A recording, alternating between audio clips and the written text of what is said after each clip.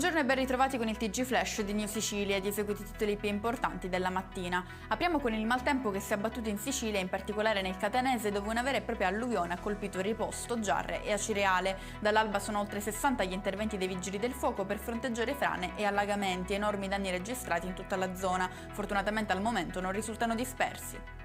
Voltiamo pagina e parliamo di un'operazione della polizia a Gela che ha portato all'arresto di 5 persone, 3 in carcere e 2 domiciliari, con l'accusa di porto e detenzione di armi da guerra. Nella stessa inchiesta sono indagate altre 18 persone per detenzione e traffico di sostanze stupefacenti. La direzione investigativa antimafia ha eseguito un sequestro di beni per un valore complessivo di 1.200.000 euro nei confronti di un imprenditore dell'Ennese con precedenti per estorsione aggravata dal metodo mafioso, truffa, associazione a delinquere e ritenuto vicino a Cosa Nostra.